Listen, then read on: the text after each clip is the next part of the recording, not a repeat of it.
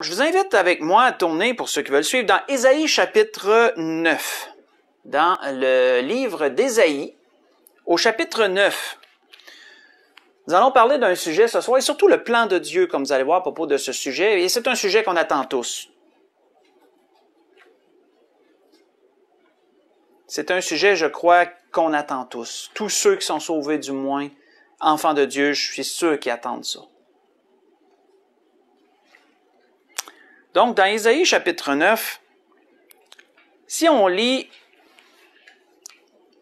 verset 5, on commence au verset 5. Verset 5 et verset 6, et on va commenter un peu avant d'enchaîner. Donc, on voit qu'il est dit, « Car un enfant nous est né. » C'est la prophétie d'Ésaïe à propos de notre Seigneur Jésus. Car un enfant nous est né, un fils nous est donné, et la domination reposera sur son épaule. On l'appellera admirable, conseiller, Dieu puissant, Père éternel, prince de la paix. Donné à l'empire de l'accroissement, et une paix sans fin au trône de David et à son royaume. L'affermir et le soutenir par le droit et par la justice, dès maintenant et à toujours, voilà ce que fera le zèle de l'Éternel des armées. On va arrêter là. Nous voyons ici belle prophétie de la part d'Ésaïe à propos de notre Seigneur. Et si on revient au verset 5 qu'on a là en premier, on peut voir plusieurs qualificatifs qui ont été donnés à notre Seigneur. Plusieurs titres, des titres imminents qui représentent son ministère, sa personne et son ministère. Entre autres, le dernier est intéressant. Il est appelé prince de la paix. On va décortiquer ça avant d'enchaîner. Premièrement, prince. Selon le dictionnaire, un prince, on sait que ça peut avoir plusieurs sens. C'est quelqu'un en position d'autorité. Un prince, comme un roi, est quelqu'un qui gouverne, quelqu'un qui est en position d'autorité. Mais aussi, prince veut dire aussi celui qui est le premier par ordre de dignité, de mérite ou de talent. Donc ça, c'est intéressant.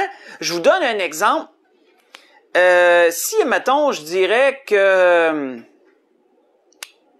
Michael Jackson est le prince du moonwalk. Pour ceux qui connaissent le geste, là, le marcher par derrière, là.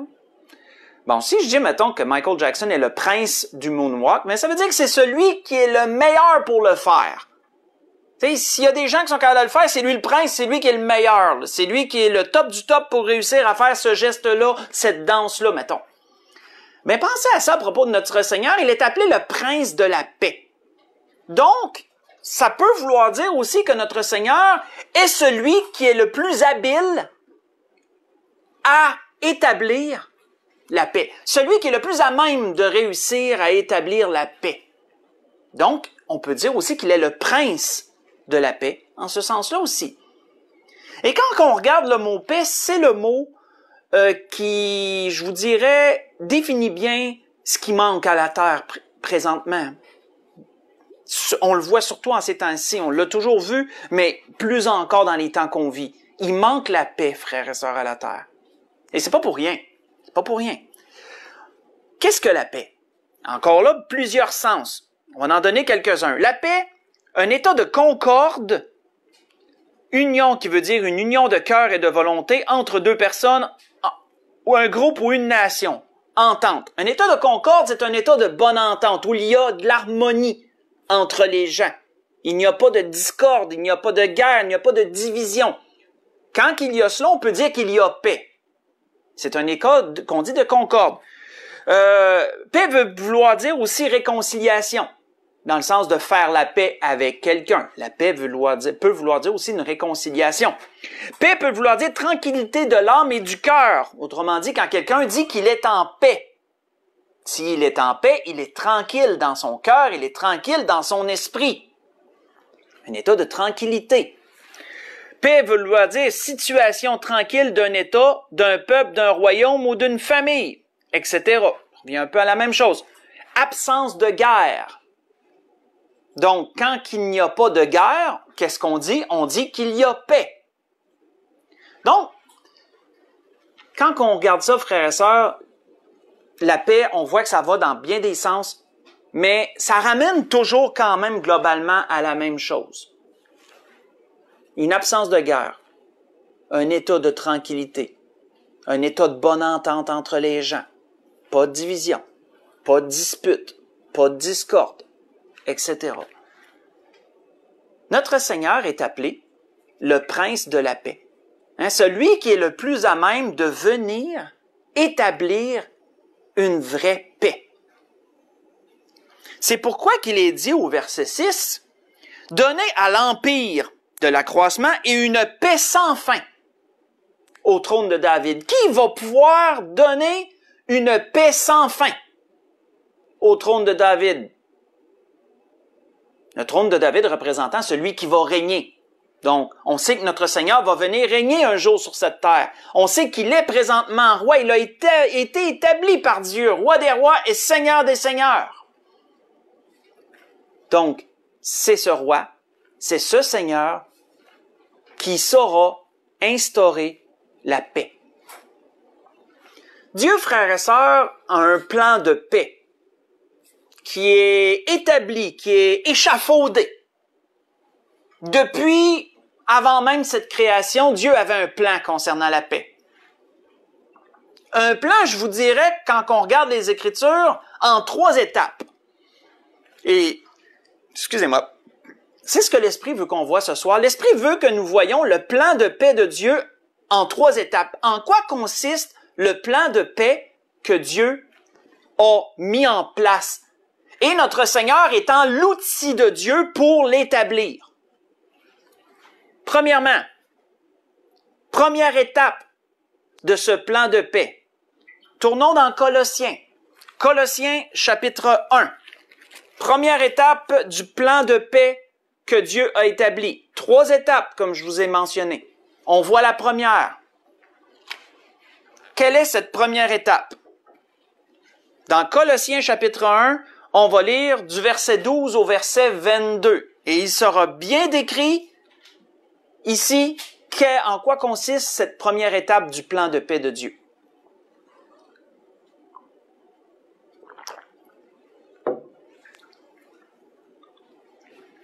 Je trouvais que le sujet est approprié parce que c'est ce qu'on voit qui manque sur cette terre. Hein?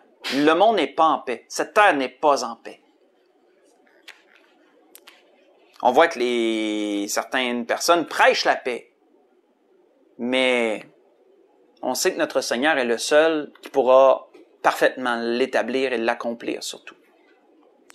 Donc, première étape du plan de paix de Dieu, on voit qu'il est dit. L'apôtre Paul dit aux Colossiens, « Rendez grâce au Père, qui vous a rendu capable d'avoir part à l'héritage des saints dans la lumière. Il nous a délivrés de la puissance des ténèbres pour nous transporter dans le royaume du Fils de son amour, en qui nous avons la rédemption, le pardon des péchés. Le Fils, en parlant de notre Seigneur, est l'image du Dieu invisible, le premier-né de toute la création, car en lui ont été créées toutes les choses qui sont dans les cieux et sur la terre, les visibles, les invisibles, trône, dignité, domination, autorité. Tout a été créé par lui et pour lui. Il est avant toute chose, et toute chose subsiste en lui. Il est la tête du corps de l'Église, il est le commencement, le premier-né d'entre les morts, afin d'être en tout le premier. Car Dieu a voulu que toute plénitude habite en lui.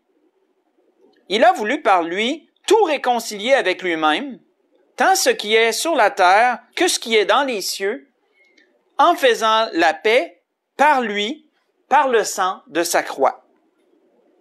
Et vous qui étiez autrefois étrangers et ennemis par vos pensées et par vos mauvais cœurs, vos mauvaises œuvres, il vous a maintenant réconciliés par sa mort dans le corps de sa chair, pour vous faire paraître devant lui, saints, sans défaut et sans reproche. Nous allons arrêter là.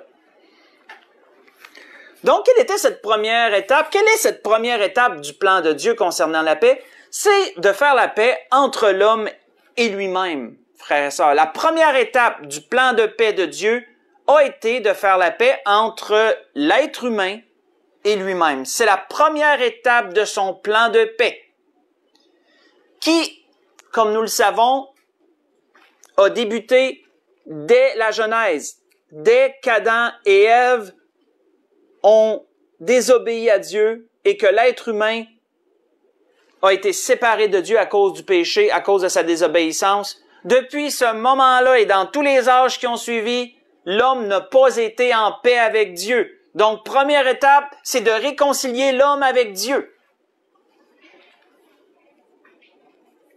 On voit que c'est notre Seigneur est celui par qui Dieu a accompli cela. Pas pour rien qu'Ésaïe, dans le chapitre 53, vous n'avez pas besoin d'y tourner, disait ceci à propos comment je pourrais dire, du résultat de l'action de notre Seigneur. Il dit, le châtiment qui nous donne la paix est tombé sur lui. Et c'est par ses meurtrissures que nous sommes guéris, disait Ésaïe, dans Ésaïe 53, verset 5. Le châtiment qui nous donne la paix est tombé sur lui en parlant du Seigneur.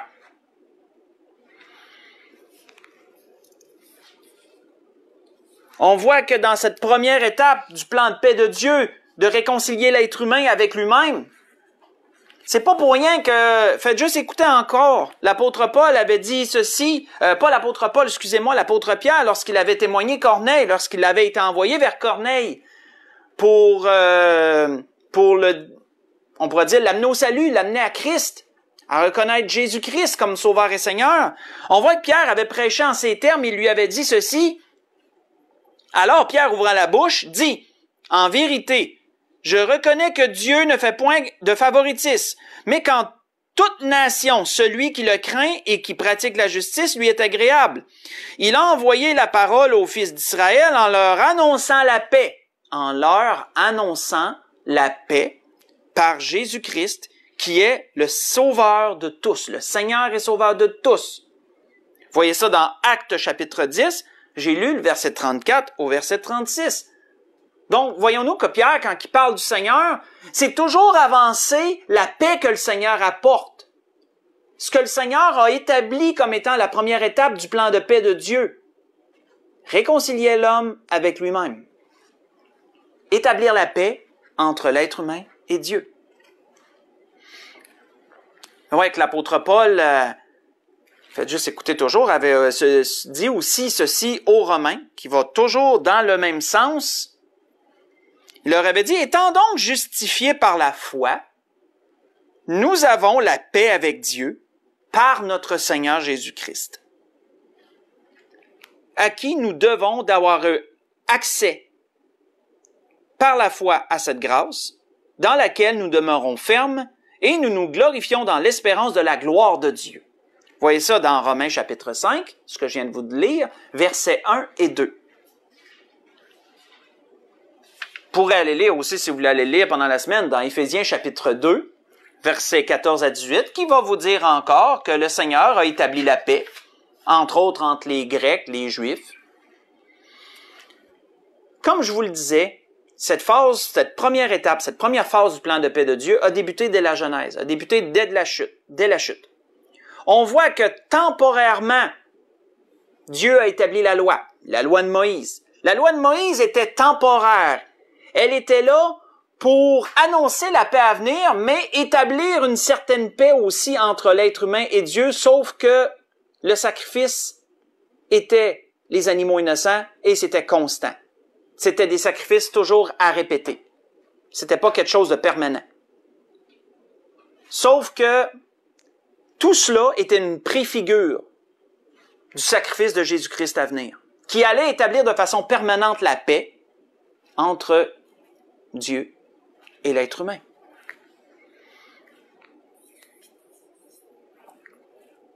Quand est-ce que cette paix-là va être complète? Quand est-ce que cette phase du plan de Dieu va être accomplie? Tournons dans Romains 11 pour le savoir. Dans Romains chapitre 11, on va lire le verset 25. Verset 25 nous dit, quand est-ce que cette phase du plan de paix de Dieu va être complétée? Dans Romains chapitre 11, verset 25, l'apôtre Paul dit aux Romains, « Car je ne veux pas, frères, que vous ignoriez ce mystère, afin que vous ne vous regardiez pas comme sages. Une partie d'Israël est tombée dans l'endurcissement, jusqu'à ce que la totalité des païens soit entrée. Le plan de paix de Dieu, frères et sœurs, va être accompli lorsque la totalité des païens va être entrée. C'est là que cette première phase va se terminer. Et peut-être que certains s'imaginent, à l'enlèvement de l'Église, le plan de paix de Dieu va être donc complété. Non. On sait que dans la première partie de la Grande Tribulation, la Bible dit à d'autres endroits, il y en a qui vont donner leur vie pour le Seigneur. Il y en a qui vont donner leur vie physiquement pour le Seigneur. Eux aussi sont comptés, calculés dans le plan de paix de Dieu. Donc, le plan de paix de Dieu va être complété lorsque ceux-là aussi vont être entrés. Et on sait qu'après ça, dans l'Apocalypse 13, pas besoin d'y tourner, il nous est dit à un endroit que pour les autres qui vont rester, il n'y a pas de nom qui va se trouver dans le livre de vie de l'agneau. C'est écrit.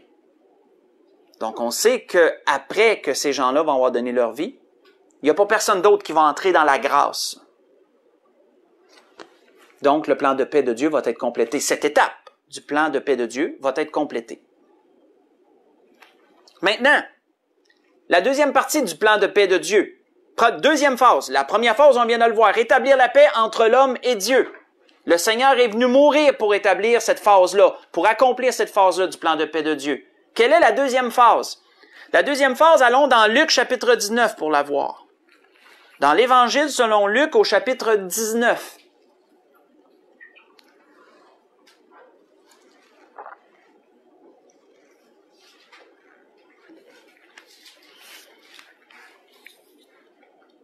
On va lire une portion de l'entrée triomphale de notre Seigneur dans cette dernière semaine lorsqu'il a monté sur un ânon. On en a parlé de ça d'ailleurs dernièrement. Lorsqu'il a monté sur un ânon pour entrer dans la ville sainte, et c'était un peu le comment je pourrais dire, le coup d'envoi, je sais pas le bon terme là, de sa dernière. C'est un peu l'ouverture de la dernière semaine avant que notre Seigneur souffre et soit crucifié. Donc, notre Seigneur entre triomphalement dans Jérusalem, assis sur un ânon, comme prophétisé par Zacharie. Mais on voit qu'il dit quoi? Si on lit plus spécifiquement au verset 35, donc Luc chapitre 19, verset 35 au verset 38, il nous est dit, « Ils amenèrent à Jésus l'ânon, sur lequel ils jetèrent leurs vêtements, et ils firent monter Jésus. Quand il fut en marche, les gens étendirent leurs vêtements sur le chemin. Et lorsque déjà il approchait de Jérusalem, vers la descente de la montagne des Oliviers, toute la multitude des disciples, saisis de joie, se mit à louer Dieu à haute voix pour tous les miracles qu'il avait vus. Il disait, et notez ce que les gens disaient. Il disait, béni soit le roi qui vient au nom du Seigneur, paix dans le ciel et gloire dans les lieux très hauts. Arrêtons là. Qu'est-ce que les gens chantaient? C'est spécial, hein? Qu'est-ce que les gens criaient? Paix dans le ciel. Est-ce que ça vous dit quelque chose, ça, frères et sœurs? Moi, quand l'Esprit m'a interpellé sur ça, j'ai dit, attends une minute. Si les gens souhaitent qu'il y ait la paix dans le ciel, mais c'est parce qu'il n'y a pas de... le ciel n'est pas en paix présentement. Oh, ça choque, hein, dire ça. Mais frères et sœurs, est-ce que le ciel est en paix présentement? Puisque les gens souhaitaient qu'il y ait la paix dans le ciel. Paix dans le ciel, disait-il. Pourquoi le ciel ne serait pas en paix? Tournons dans Job chapitre 1. Là, je pense que vous allez pas mal savoir pourquoi que le ciel n'est pas totalement, je vais dire totalement. C'est pas l'anarchie dans le ciel. Dieu est là pour garder l'ordre. Mais c'est pas la paix totale non plus. À cause d'un perturbateur. À cause de quelqu'un qui vient encore s'y promener. Qui vient encore parmi les enfants de Dieu. Qui vient encore visiter. On pourrait dire ça comme ça. même s'il n'y a plus de place permanente là. Il a encore le droit de venir visiter. Puis pas juste ça. Qu'est-ce qui est écrit dans Job? Si on lit le verset 6 à verset 11, on va lire juste le principal aux deux endroits. Dans Job chapitre 1, si on lit du verset 6 au verset 11, il est dit, « Or, les fils de Dieu vinrent un jour se présenter devant l'Éternel, et Satan vint aussi au milieu d'eux. L'Éternel dit à Satan, « D'où viens-tu? » Et Satan répondit à l'Éternel de parcourir la terre et de m'y promener. L'Éternel dit à Satan, « As-tu remarqué mon serviteur Job? Il n'y a personne comme lui sur la terre. C'est un homme intègre et droit, craignant Dieu et se détournant du mal. » Et Satan répondit à l'Éternel, « Est-ce d'une manière désintéressée que Job craint Dieu? Ne l'as-tu pas protégé, lui, sa maison et tout ce qui est à lui? Tu as béni l'œuvre de ses mains, et ses troupeaux couvrent le pays. Mais étends ta main, touche à tout ce qui lui appartient, et je suis sûr qu'il te maudit en face. » Et dans le chapitre 2, versets 1 à 4, qu'est-ce qui est dit aussi? Il est dit, « Or, les fils de Dieu vinrent un jour se présenter devant l'Éternel, et Satan vint aussi au milieu d'eux se présenter devant l'Éternel. Et l'Éternel dit à Satan, « D'où viens-tu? » Et Satan répondit à l'Éternel de parcourir la terre et de m'y promener. Et l'Éternel dit à Satan, « As-tu remarqué mon serviteur Job? Il n'y a personne comme lui sur la terre. C'est un homme intègre et droit, craignant Dieu et se détournant du mal. Il demeure ferme dans son intégrité et tu m'excites. » Avez-vous remarqué? Et tu m'excites. Là, on ne parle pas dans un mauvais sens de jouir ou etc. Non, non. Tu m'excites, ça veut dire tu me pousses, là. Tu me presses, tu me pousses à le perdre sans motif. Et Satan répondit à l'Éternel, « Peau pour peau. Tout ce que possède un homme, il le donne pour sa vie. Mais étends ta main, touche à ses os et à sa chair, et je suis sûr qu'il te maudit en face. » On va arrêter là. Depuis sa chute, frères et sœurs, depuis sa chute, je parle de Satan, là, depuis sa chute, qui nous est répertoriée dans Ézéchiel 28, versets 11 à 18, et également dans Ésaïe chapitre 14, qui nous est également mentionné cela. Depuis sa chute, frères et sœurs, depuis la création de l'enfer et le bannissement des anges qui ont suivi sa première révolte, là où il a tenté de détrôner Dieu et de siéger au-dessus de Dieu, de régner à sa place. Depuis ce temps-là, frères et sœurs, Satan utilise encore l'accès qui lui est donné pour perturber les cieux. Tant que lui est là, il ne peut y avoir de paix parfaite. Tant que Satan a encore un accès, il n'y a pas de paix parfaite. Je crois que c'est pourquoi que les gens chantaient « Paix dans le ciel », parce que les Juifs savaient, c'est écrit dans leur enseignement, que Satan a encore un accès. On voit d'ailleurs, quand on lit le livre de Zacharie, pas besoin d'y tourner, il nous est répertorié, il nous est mentionné plutôt dans Zacharie, un événement qui nous démontre assez bien que si quelqu'un fait ça dans le ciel, il n'y a pas de paix parfaite encore dans le ciel. On voit qu'il est dit à propos du diable dans le ciel, à propos de Satan et de son œuvre, qu'il fait encore dans les cieux présentement. Il est dit ceci. Excusez-moi, je vais juste être sûr de... Oui, il dit, il me fit voir, c'est une vision là, que Zacharie le prophète a eue. Il me fit voir Josué, le souverain sacrificateur, debout devant l'ange de l'Éternel, et Satan qui se tenait à sa droite pour l'accuser. L'Éternel dit à Satan, en parlant de l'ange, c'est l'ange de l'Éternel, l'Éternel dit à Satan que l'Éternel te réprime, Satan. Que l'Éternel te réprime, lui qui a choisi Jérusalem. N'est-ce pas un tison arraché du feu en parlant de Josué le sacrificateur? Or, Josué était couvert de vêtements sales et il se tenait debout devant l'ange. Et l'ange prenait la parole, dit à ceux qui étaient devant lui, « ôtez-lui les vêtements sales. » Et il dit à Josué, « Vois, je t'enlève ton iniquité, je te revêts d'habits de fête. je dis qu'on mette sur lui un turban, sur sa tête un turban pur. Et ils mirent un turban pur sur sa tête. Ils lui mirent des vêtements. Et ce verset se termine en disant, l'ange de l'Éternel était là. Vous voyez ça dans Zacharie chapitre 3, versets 1 à 5. Encore une belle figure de notre Seigneur, cet ange représentant notre Seigneur qui nous défend. Mais où nous défend-il? C'est dans le ciel, frères et sœurs. Cette scène qu'on vient de voir dans Zacharie 3 se déroulait dans le ciel et non ailleurs. Qu'est-ce que la Bible nous dit à propos du Seigneur depuis qu'il est monté aux cieux? Depuis qu'il a donné sa vie pour nous sur terre? Pour établir la paix, la première phase, là, pour la mettre en place?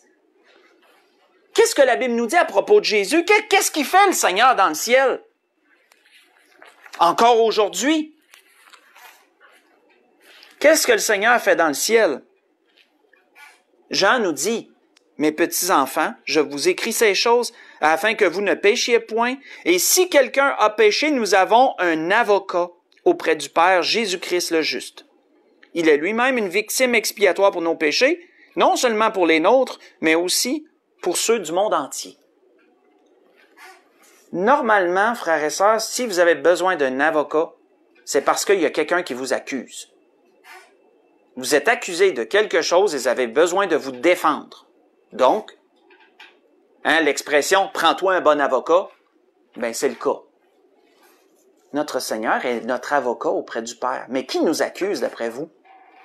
Le même qui accusait Josué le sacrificateur, le même qui tentait d'exciter Dieu à perdre Job. Tant que Satan a encore un accès dans les cieux, il n'y a pas de paix totale dans le ciel.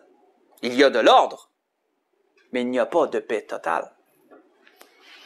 Quand est-ce qu'il y aura paix totale dans le ciel? On voit que juste avant d'y aller, j'avais pris une note intéressante que l'Esprit m'avait donnée dans ce message ce soir. On voit que l'apôtre Paul disait aux Romains ceci, « Qui accusera les élus de Dieu? C'est Dieu qui justifie. Qui les condamnera? Christ est mort, bien plus, il est ressuscité, il est à la droite de Dieu, et il intercède pour nous, disait Paul aux Romains, dans Romains 8, versets 33-34. Qui accusera les élus de Dieu? Ben oui, qui pourrait bien les accuser d'après vous autres? Le même. L'élément perturbateur. Celui qui empêche la paix d'être parfaite. Toujours le même. Quand est-ce, comme je disais, et encore, ouais, un dernier verset, j'avais pris encore d'autres notes avant d'aller, avant d'enchaîner. Qu'est-ce que la Bible nous dit? Contre quoi devons-nous lutter? C'est intéressant ça aussi. Faites juste écouter, je vais vous rappeler, je vais vous rafraîchir la mémoire sur cela. Quand l'apôtre Paul disait aux Éphésiens, contre quoi devons-nous lutter? Car nous n'avons pas à lutter contre la chair et le sang, mais contre les dominations, contre les autorités, contre les princes de ce monde de ténèbres, contre les esprits méchants dans les lieux célestes. Et il est au pluriel. Les esprits méchants dans les lieux célestes. Ce que peut-être on ne réalise pas, frères et sœurs, c'est que Satan est encore en train de fomenter une deuxième révolte dans le ciel. Satan est encore en train d'essayer d'amener une autre révolte. Comment?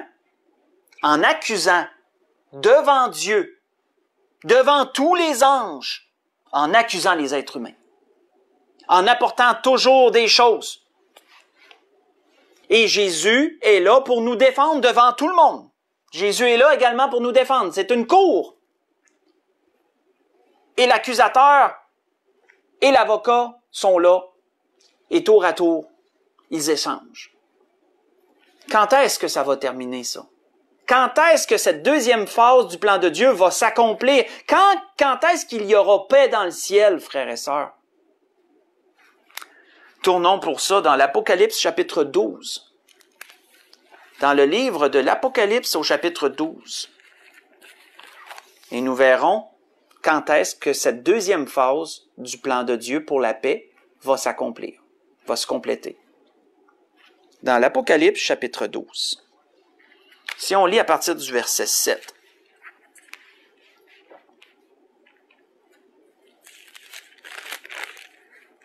On voit qu'il est écrit « Et il y eut guerre dans le ciel.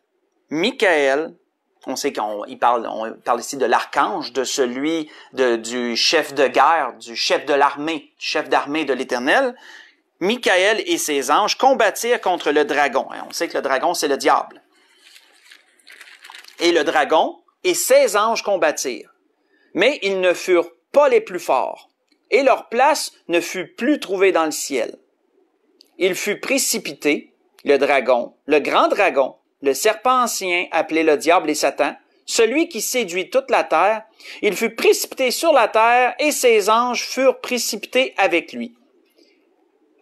Et j'entendis dans le ciel une voix forte qui disait « Maintenant, le salut est arrivé, ainsi que la puissance, le règne de notre Dieu et l'autorité de son Christ, car il a été précipité l'accusateur de nos frères, celui qui les accusait devant notre Dieu jour et nuit. » Donc, voyez-vous que Satan ne chôme pas dans le ciel, là. Jour et nuit, il accuse.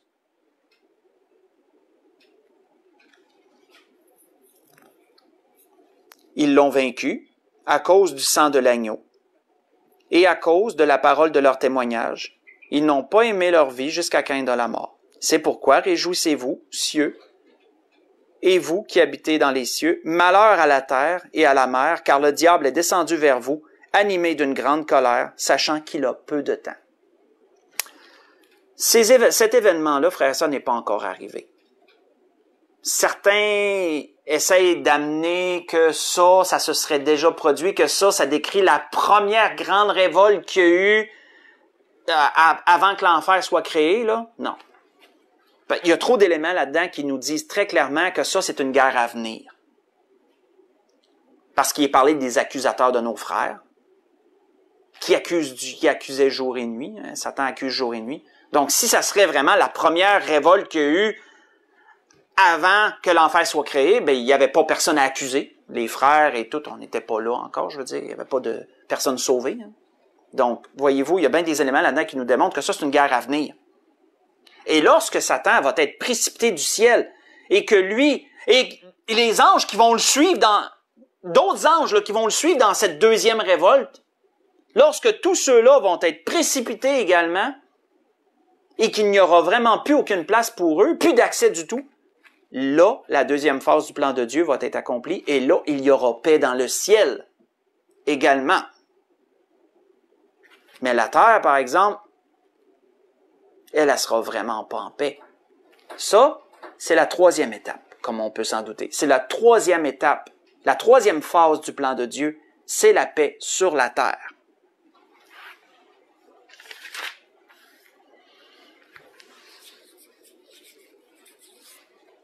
Pour cela, pour aller à la conclusion, on va aller à la conclusion là-dessus. Troisième étape, troisième phase du plan de paix de Dieu, la paix sur la terre. Tournons dans Michée. Dans Michée, chapitre 5. Michée, au chapitre 5.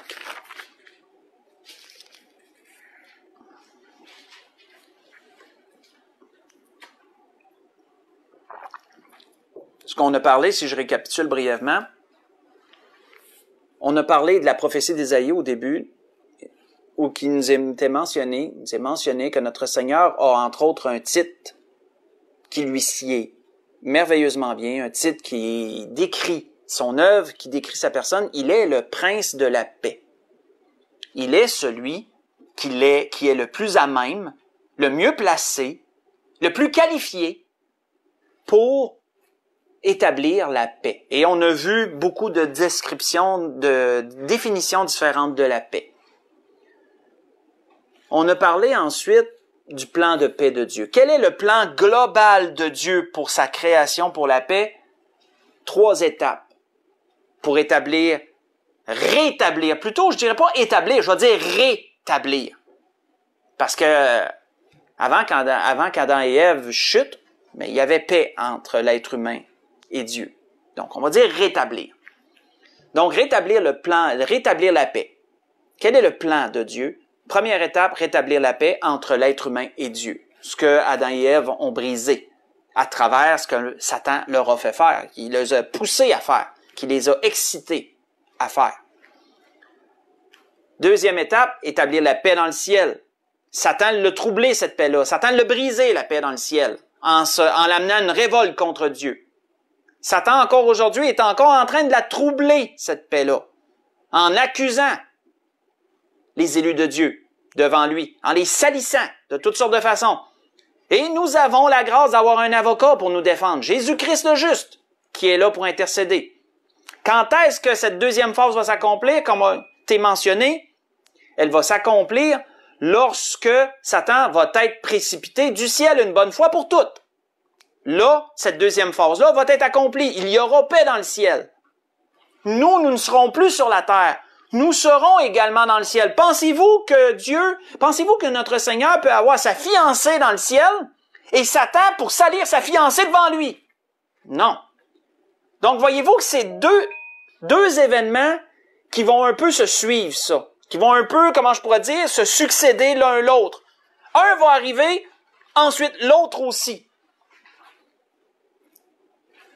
Donc, troisième étape du plan de paix de Dieu, on voit qu'il est dit dans Michée, chapitre 5, si nous lisons du verset 1 au verset 5, c'est encore une prophétie qui parlait de notre Seigneur, qui annonçait la venue de notre Seigneur. Michée dit, « Et toi, Bethléem Ephrata, petite entre les milliers de Juda, de toi sortira pour moi celui qui dominera sur Israël, et dont l'origine remonte aux temps anciens, au jour de l'éternité. C'est pourquoi il les livrera jusqu'au temps où enfantera celle qui doit enfanter. Et le reste de ses frères reviendra auprès des enfants d'Israël. Il se présentera et il gouvernera avec la force de l'Éternel, avec la majesté du nom de l'Éternel son Dieu. Ils auront une demeure assurée, car il sera glorifié jusqu'aux extrémités de la terre. Là, on se transporte dans le règne à venir, là. Le règne de le règne de 1000 ans, là. Celui qu'on attend, là. C'est lui qui ramènera la paix. Lorsque l'Assyrien viendra dans notre pays et qu'il y pénétrera dans nos palais, nous ferons lever contre lui 7 pasteurs et 8 princes du peuple. Ils feront avec l'épée leur pâture du pays d'Assyrie et du pays de Nimrod, au-dedans de ses portes. Il nous délivrera ainsi de l'Assyrien lorsqu'il viendra dans notre pays et qu'il pénétrera dans nos territoires. Là, il faut comprendre que ces peuples-là, ça représente la fin de la grande tribulation lorsque les nations vont s'assembler pour détruire Jérusalem, pour détruire complètement le peuple de Dieu. Qu'est-ce qui nous est dit dans l'Apocalypse? Que lorsque ça va arriver, le Seigneur le décrit aussi dans Matthieu 24 en passant. Lorsque ça va arriver, lorsque les aigles vont s'assembler autour de la carcasse qui représente Israël, Jérusalem, plus spécifiquement la ville sainte, ben le Seigneur, avec son armée, avec ses armées, va venir pour délivrer son peuple. Donc, ces peuples-là, Assyriens, etc., qui étaient des anciens peuples, ben, représentent les peuples qui vont être là. OK? Mais c'est lui, c'est le Seigneur, qui va ramener la paix. C'est ça qui est important. C'est lui qui va ramener la paix sur cette terre et c'est la troisième et dernière phase du plan de Dieu. Ramener la paix sur la terre. On voit d'ailleurs que ça a été prophétisé, ça, dès la naissance de notre Seigneur. Dès sa naissance, cette portion du plan de paix de Dieu était déjà prophétisée. Faites juste écouter, je vais vous lire juste une chose qui est dit, que les anges ont annoncé lorsque Jésus est né. Ils ont annoncé cela, je crois, au berger. On voit qu'il est écrit, il est dit, et soudain, oui, c'est au berger. Et soudain se joignit à l'ange qui a parlé, qui a annoncé la bonne nouvelle. Et soudain se joignit à l'ange une multitude de l'armée céleste, louant Dieu et disant, gloire à Dieu dans les lieux très hauts et paix sur la terre parmi les hommes qui l'agréent. Hein, les anges souhaitaient déjà d'avance cet établissement du plan de paix de Dieu et paix parmi les hommes que Dieu agrée. Vous voyez ça dans Luc chapitre 2, j'ai lu le verset 13 et le verset 14. Vous savez, depuis très longtemps, frères et sœurs, la création aspire à la paix. Le peuple juif, qui n'ont pas vu leur Messie lorsqu'il est venu une première fois et qui l'attendent encore, eux aussi aspirent à la paix. L'humanité, en ce moment, aspire à la paix, mais ne la trouve pas. Pourquoi?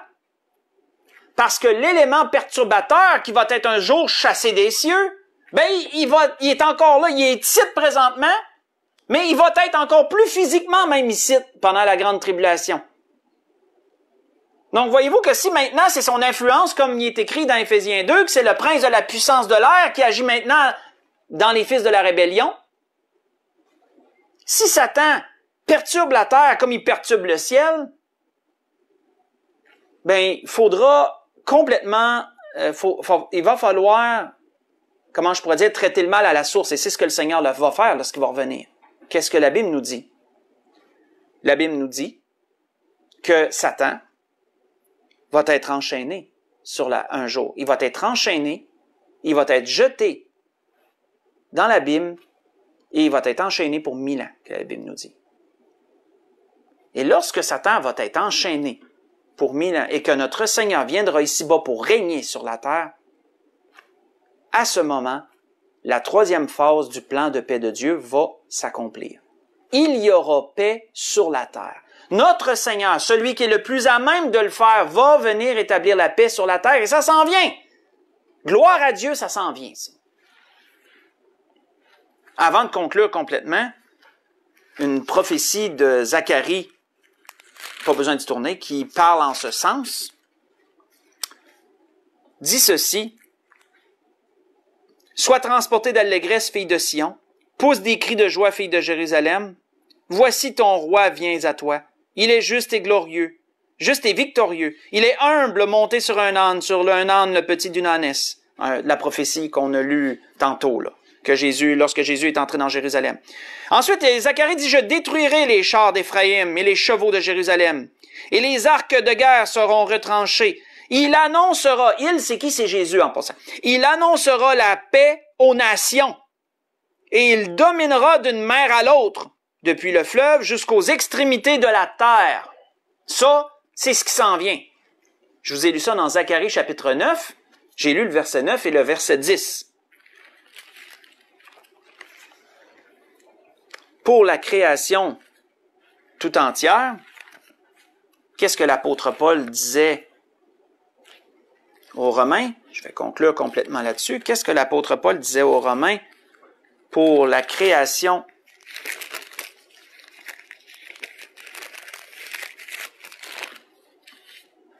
tout entière?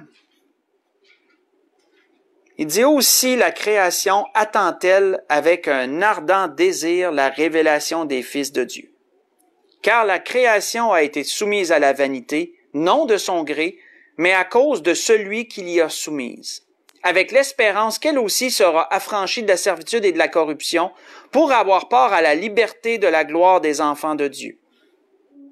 Or, nous savons que jusqu'à ce jour, la création tout entière soupire et souffre les douleurs de l'enfantement. » Ce que je vous ai lu, c'est dans Romains chapitre 8. J'ai lu verset 19 au verset 22. C'était ce que l'Esprit voulait nous donner ce soir, frères et sœurs. L'Esprit voulait nous transporter ce soir dans un sujet qui réchauffe le cœur, qui fait du bien, c'est la paix. On a besoin de paix. L'être humain a besoin de paix.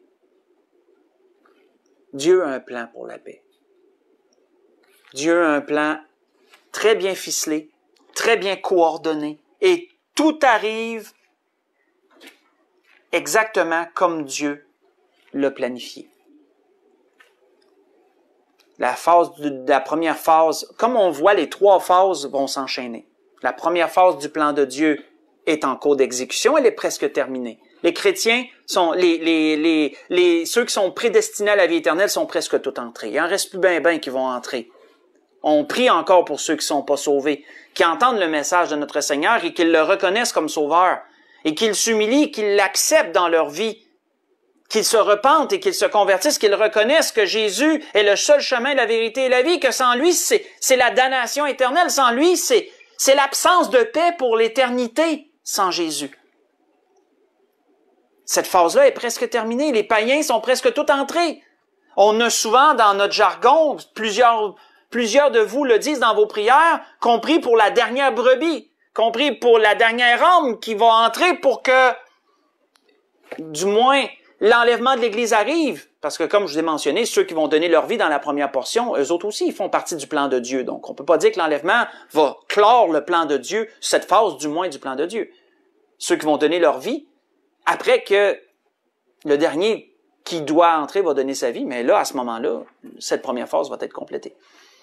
Et on sait que la phase de la paix dans le ciel aussi va s'accomplir, et ensuite la paix sur la terre, comme lorsque le Seigneur va revenir, etc. Comme vous voyez, c'est un plan qui va vraiment, une fois que la première phase va être terminée, ça va s'enchaîner. Ça va faire touc, touc, touc. Et ensuite va s'établir la paix pour 1000 ans, le règne de 1000 ans, notre Seigneur qui va revenir. C'était ce que l'Esprit voulait nous donner ce soir, un peu d'encouragement, frères et sœurs, parce que tout ce qu'on vit présentement, veut pas, peut-être certains d'entre vous sont dans des villes plus grosses, plus peuplées, ou que vous avez vu des révoltes, les révoltes des antifas, puis les casses, puis tout. Ça fait pas du bien de voir ça. Moi je le vois, je le vois dans les médias, et ça me fait de la peine de voir ça. Ça me fait de quoi? Puis pourtant je suis pas aux côtés, là, ça m'arrive pas à moi. Mes frères et sœurs, ça nous démontre quoi? Ça nous démontre que l'ennemi, il est déchaîné. L'ennemi est déchaîné. Et c'est bientôt terminé pour lui. Il sait, frères et sœurs, qu'il a peu de temps. La paix va bientôt s'accomplir. Toutes les phases vont bientôt s'accomplir. Continuons à prier pour cela, frères et sœurs. Continuons à prier pour les âmes perdues, parce qu'il leur reste à eux aussi peu de temps. Il reste peu de temps à ceux qui n'ont pas encore accepté Jésus. Et nous prions avec acharnement qu'ils puissent eux aussi être sauvés et entrer dans le repos de Dieu. C'était ce que l'Esprit voulait nous donner ce soir. Je souhaite à tout le monde un bon restant de semaine, que le Seigneur vous bénisse et qu'il vous dirige en toutes choses. On se dit à dimanche.